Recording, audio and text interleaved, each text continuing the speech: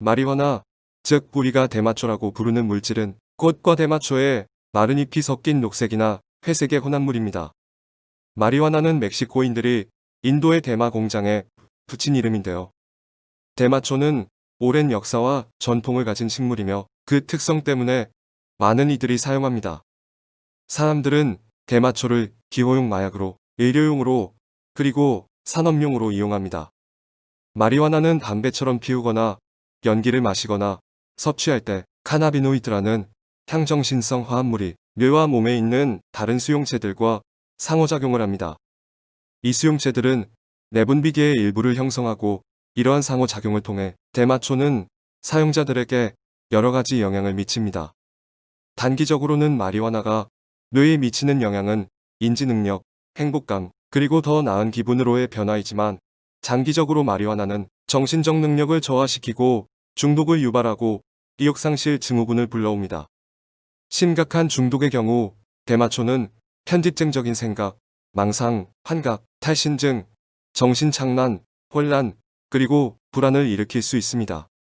그러나 강한 중독성이라는 것은 곧 한 번 경험하게 되면 지속적인 수요를 의미하기 때문에 합법화된 일부 해외 시장에서의 대마초 산업을 우리는 투자의 관점에서 살펴볼 필요가 있습니다. 안녕하세요. 반갑습니다. 주린이 ETF 따라잡기입니다. 여러분의 작은 관심이 저에게는 큰 힘이 됩니다. 영상 시작 전에 좋아요와 구독 부탁드립니다. 코로나19의 전 세계적인 확산이 좀처럼 잦아들지 않는 가운데 의외의 산업이 수혜 업종으로 떠오르고 있습니다.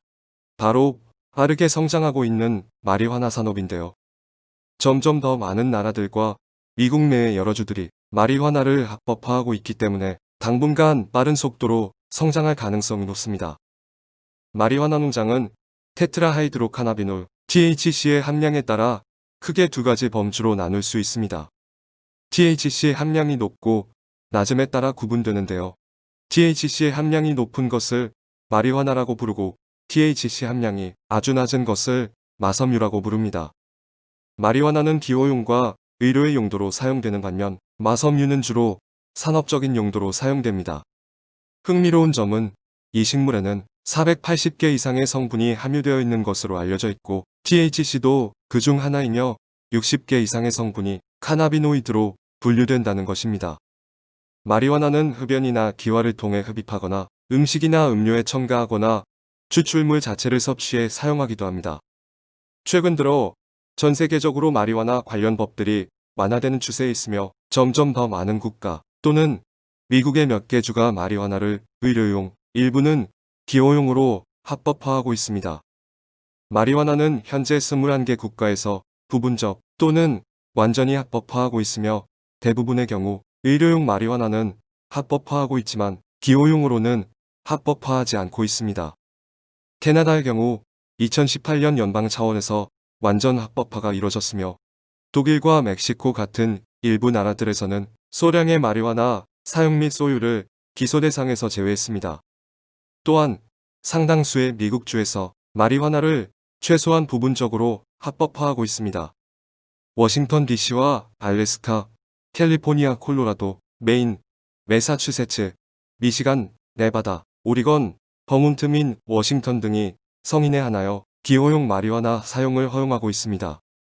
하지만 마리화나 합법화가 이뤄지지 않은 국가나 미국 일부 주에서도 버젓이 사용되고 있는 실정입니다. 마리화나는 여전히 미국과 전 세계에서 불법 마약으로 구분되지만 가장 흔하게 사용되고 있기도 합니다. 2016년 연구에 따르면 미국인 중 51%가 적어도 한 번 이상 마리화나를 사용해본 경험이 있는 것으로 나타났습니다. 전 세계적으로 보면 연간 1억 3천만 내지 2억 3천만 명이 기호용 목적으로 마리화나를 사용하고 있는 것으로 추산됩니다. 마리화나는 사용 목적에 따라 의료용 마리화나와 기호용 마리화나로 구분됩니다. 카나비스라고도 불리는 의료용 마리화나는 다양한 질환 치료용 목적의 하나로 의사들이 환자들에게 처방하는 마리화나를 의미합니다. 마리화나를 사용하면 특정 질환을 가진 환자에게 플라시보 효과로는 설명할 수 없는 긍정적인 효과가 있다는 여러 연구 결과가 있습니다.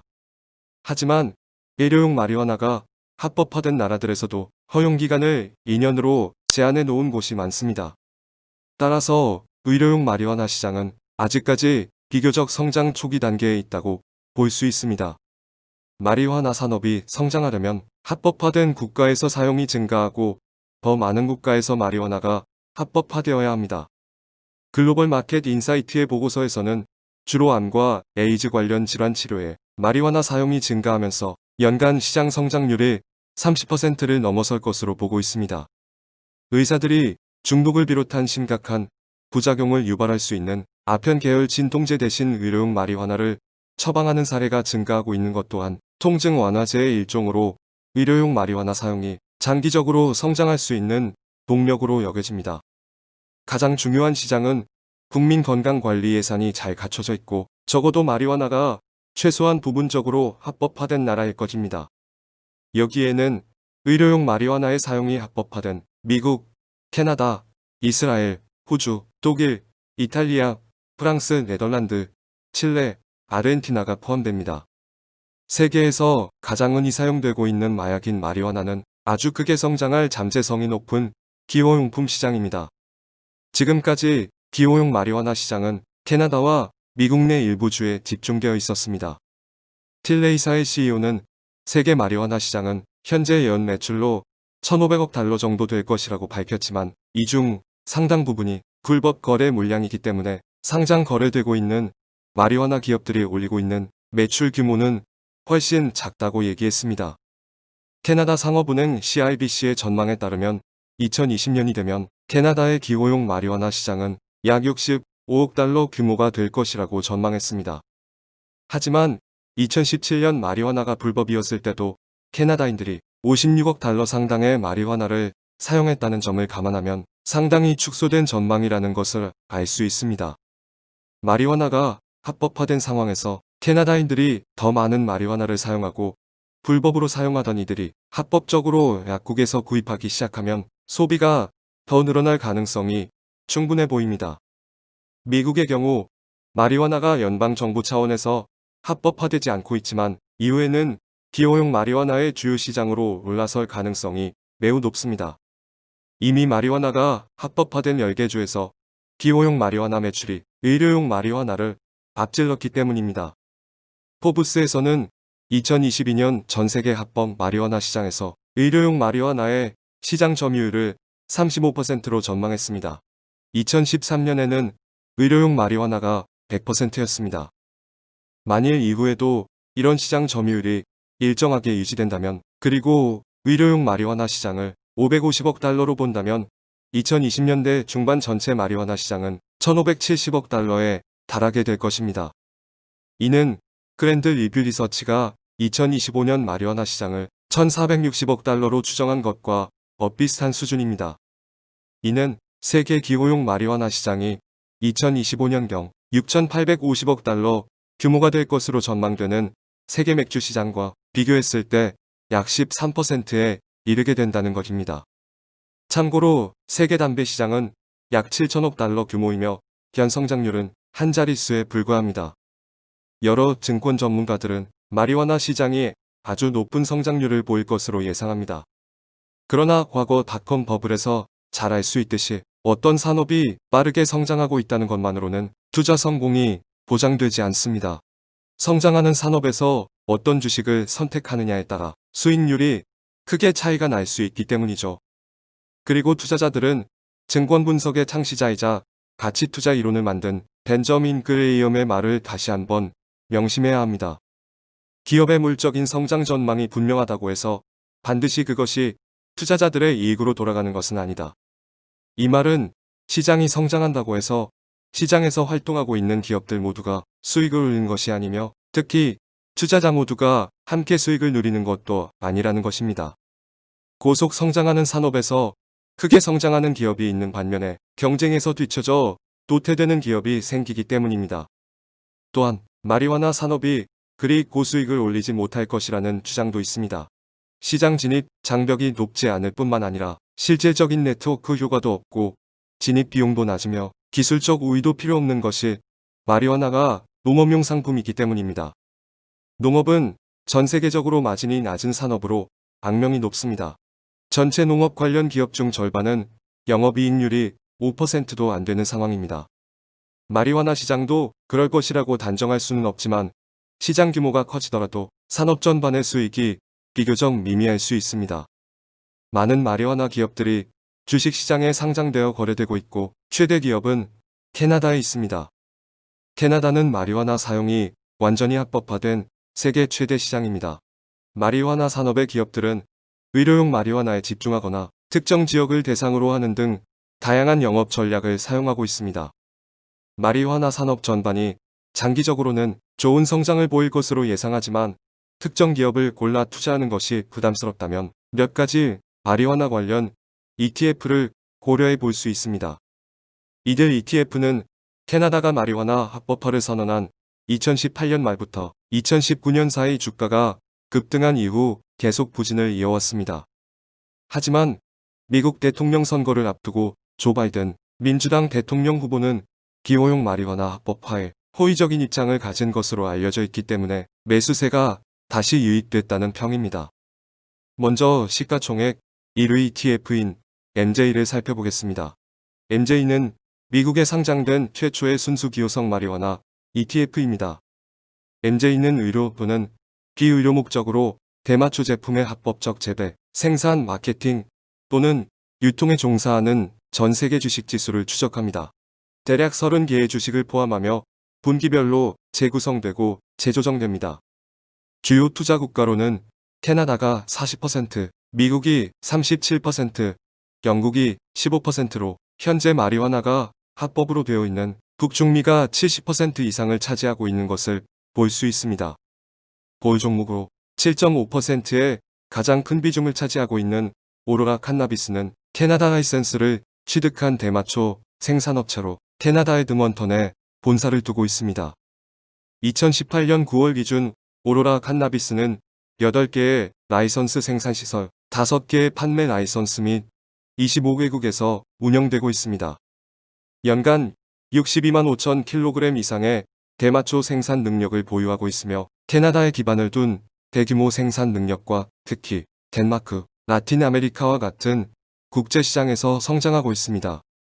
오로라 칸나비스는 카노피 그로스 코퍼레이션 다음으로 시가총액 기준으로 세계에서 두 번째로 큰 대마초 회사입니다. 다음으로 7.3%의 비중을 차지하고 있는 카노피 그로스 코퍼레이션으로 전신은 트위드 마리화나입니다. 캐나다 스미스폴에 본사를 두고 있으며 트위드는 2013년 설립되어 베드록한 캐나다와 합병한 후 2015년에 카노피 그로스 코퍼레이션으로 회사명이 변경되었습니다. 2019년 4월 기준 카노피는 모든 주식 가치 또는 시가총액을 기준으로 한 세계 최대 대마초 회사입니다. 7%의 비중을 차지하는 틸레이는 캐나다의 제약 및 대마초 회사로 미국에서 설립되어 캐나다 온타리오주 토론토에 본사를 두고 있습니다. 틸레이는 호주, 뉴질랜드, 독일, 포르투갈 및 라틴 아메리카에서 사업을 운영하고 있습니다. 틸레이는 2013년에 설립되었으며 2016년 12월 GMP 인증을 받은 북미 최초의 의료용 대마초 생산업체가 되었습니다.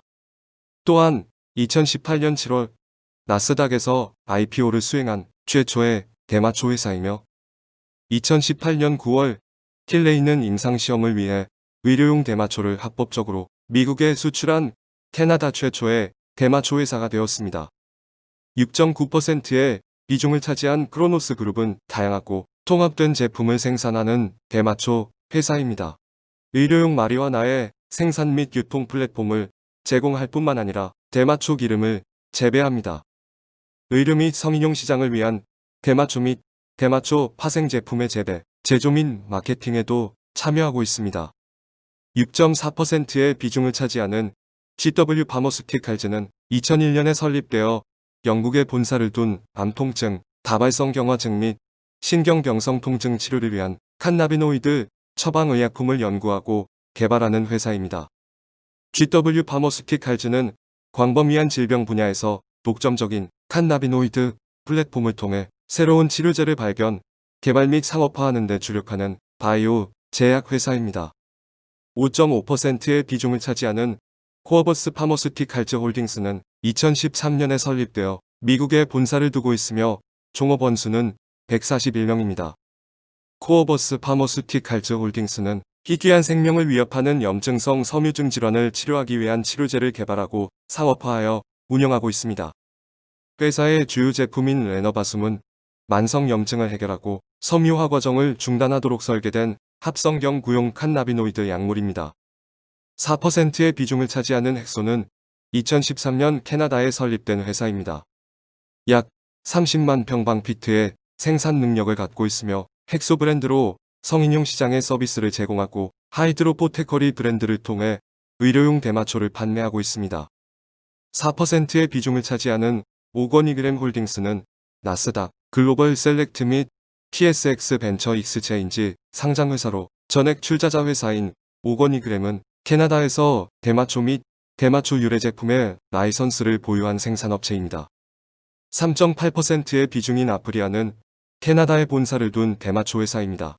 회사는 아프리아온 시설을 통해 대마초법의 조항에 따라 캐나다에서 의료용 및 성인용 대마초, 대마초 추출물 등을 생산 판매합니다. 자회사인 브로큰 코스트 칸나비스를 통해 밴쿠버 섬에 허가된 실내 대마초 생산 시설을 운영하고 있습니다. 3%의 비중을 차지하고 있는 벡터그룹은 지주회사입니다. 회사는 리깃 그룹 및 벡터 타바코 자회사를 통해 미국에서 담배를 제조 판매 중이며 뉴밸리 LLC라는 자회사를 통해 부동산 사업을 추진하고 있습니다. 이번 영상에서는 마리화나 산업 전망과 주의사항, 마리화나에 투자하는 ETF 중 가장 운용자산과 거래대금이 큰 MJ와 이를 구성하고 있는 기업들에 대해서 살펴보았습니다. 다음 시간에는 다른 마리화나 ETF들을 추가적으로 알아보고 이들을 비교해보면서 가장 합리적인 ETF를 찾아보도록 하겠습니다. 이번 영상이 유익하셨다면 좋아요, 구독, 알림 설정 부탁드리며 독자 여러분 모두 코로나에 건강 유의하시기 바랍니다. 감사합니다.